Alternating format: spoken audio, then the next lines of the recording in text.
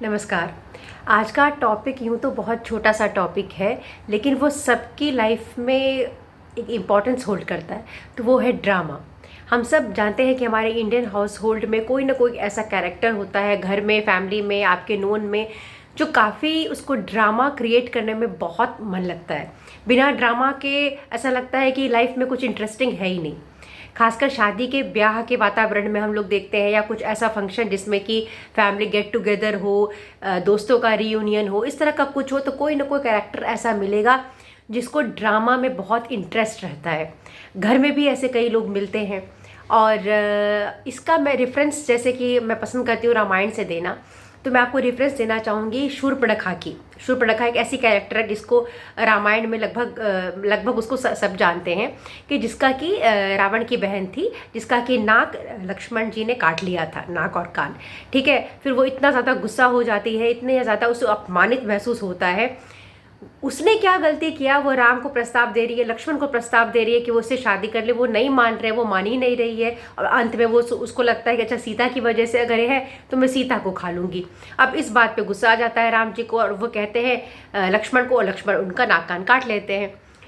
तो ये जो स्त्री है शूर्पणखा, वो इतना रोते चिल्लाते इस तरह सा रूप बना के अपने भाई के पास जाती है, खर के पास, और उसे सब कुछ इतना ड्रामेटिकली बोलती है कि मेरे साथ अपमान हुआ, इन्होंने ऐसा किया, तुम उसका बदला लो, तुम राम लक्ष्मण को मार दो, उसके साथ एक स्त्री है, मैं उसका रक्त पीना चाहती हूँ।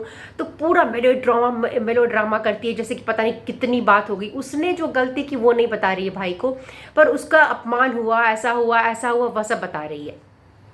और इसके बाद क्या होता है कि जो लड़ाई घर शुरू करता है, घर जो होता है शूर्पणखा का भाई, वो पहले 14 राक्षसों को भेजता है, जो कि बहुत स्ट्रांग राक्षस होते हैं। तो राम जी उन्हें मार देते हैं, फिर वो खुद जाता है। फिर धीरे धीरे बात रावण तक पहुंच जाती है कि कौन है ऐसा जो हमारे पुलस्त्य वंश को ऐसा कर रहा है, उन राक्षसों को मार रहा है। फिर होते होते होते वो रावण के दिमाग में एक इमेज भर देती है कि पूरी इतनी सुंदर स्त्री है सीता, उसे तो आपके पास होना चाहिए। और फाइनली रावण भी उस गलत कार्य में लग जाता है। तो एक छोटा सा चीज़ सिर्फ मेलो ड्रामा की वजह से कितना बड़ा इवेंट बन गया।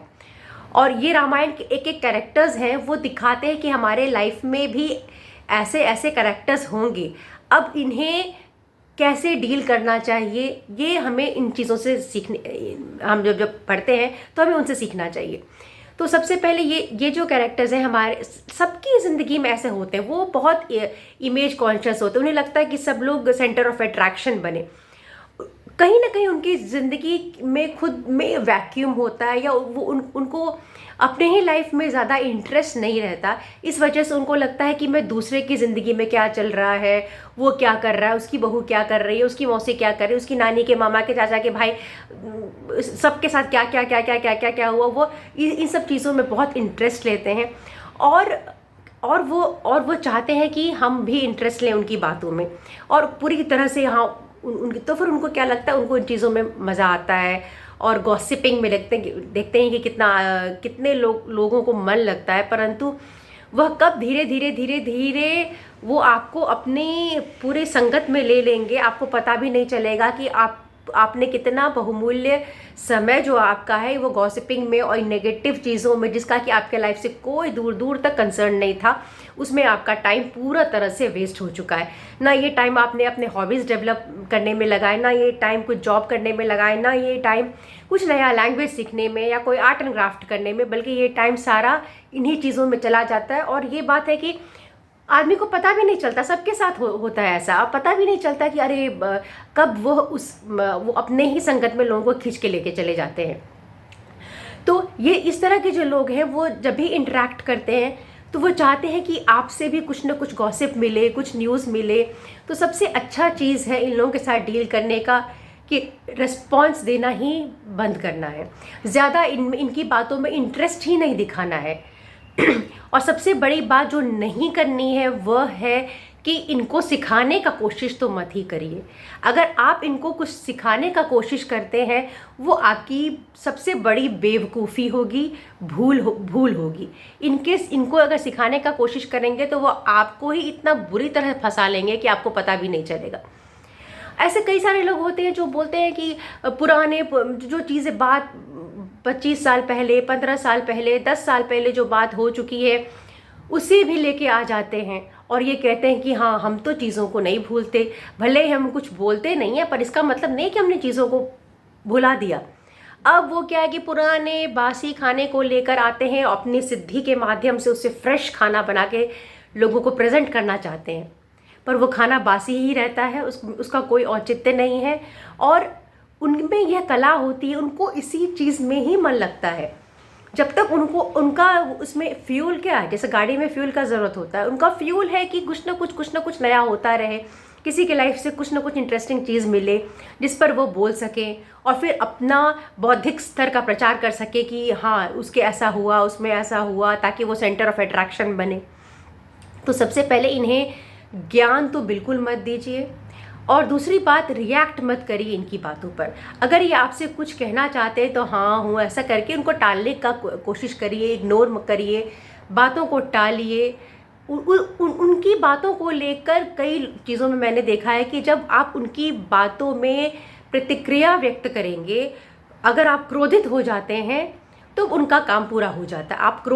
उन्होंने आपको ट्रिगर किया, आप क्रोधित हो गए, अब आप क्रोध में आके आपने कुछ बोल दिया, किसी और को कुछ बोल दिया, अब वो सारा नेगेटिव लाइट आपके ऊपर फोकस आ जाएगा और आपको पूरा नेगेटिविटी झेलना पड़ेगा। बिना बात की वजह से आप एक विलन करार कर दिए जाएंगे, घर में, परिवार में, ऑफिस में, दोस्तों में।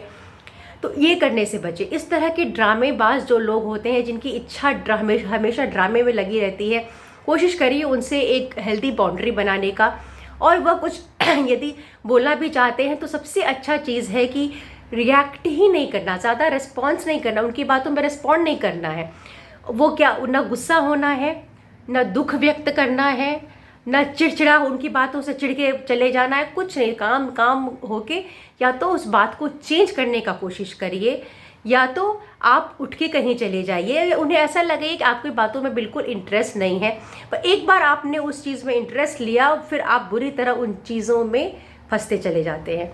ऐसे कई बार होता है कि कोई ऐसा ड्रामेबाज इंसान किसी को दूसरे को ऐसा बोल देता है, वो ड्रामा क्रिएट, वो गुस्सा हो जाता है बिना वजह से। उसको भी पता है कि किसको किस बात के लिए ट्रिगर करना है। ऐसा नहीं कि वो बेवकूफ़ बैठे हैं वहाँ पर, उनको पता है कि मुझे किस बात से गुस्सा आएगा, उसको किस बात, फला व्यक्ति को किस बात से चिढ़ मचा है, उस व्यक्ति को किस बात से चिढ़ मचता है। और जब ऐसा होता है कि सब बैठे हों तो कुछ ना कुछ पॉइंट वो ऐसा रखेंगे ही रखेंगे जिससे आप ट्रिगर हो।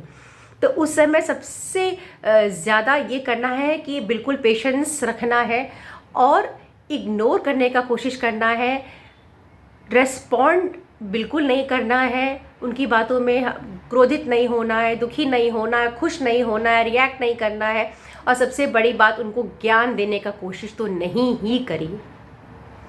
उम्मीद करती हूँ मेरा वीडियो आपको अच्छा लगा हो और अगर हो सके तो मुझे कमेंट करिए आप, और मुझे सुनने के लिए बहुत बहुत धन्यवाद।